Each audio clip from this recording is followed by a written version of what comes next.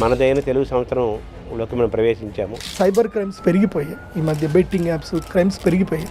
ఇప్పుడు ఇది విశ్వావసు నామ సంవత్సరం. వసు అంటే అర్థం ఏంటంటే రేపు ఎలా ఉంటుందనే ఆలోచన అన్ని రకాల వాళ్ళకి, అన్ని వయసుల వాళ్ళకి ఉంటుంది కదా.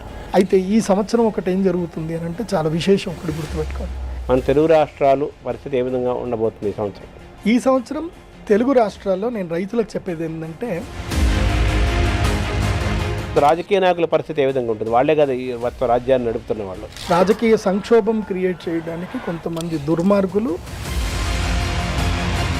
కానీ నేను చెప్పాను కదా విత్ ఇన్ 40 days జడ్జ్మెంట్ వచ్చేస్తుందని చెప్పాను కదా. ఇప్పుడు మేషంకి ప్లస్ మైనస్ ఏముంది? మేషానికి ప్లస్ లేవట్టి, వృషభంకి ప్లస్ మైనస్ ఎలా ఉంది? ఉద్యోగం చేస్తే మైనస్, వ్యాపారం చేస్తే ప్లస్. మిథునం నిమ్మకు నీరెత్తినట్టు ఉండండి, ఎవరు ఏదైనా రియాక్ట్ అవ్వకండి. సింహం చిన్న పానీపూరి బండి అయినా పెట్టండి. సింహరాశి వారు ఈ సంవత్సరం సింహం వేటాడాల్సిందే.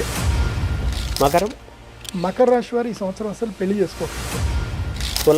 తులారాశి వాళ్ళు కూడా ఉద్యోగాలు మానేయండి. అద్భుతంగా ఉంటుంది అన్నారు కదా ఈ సంవత్సరం. అదే అందుకే ఉద్యోగాలు మానేయమని చెప్తాను.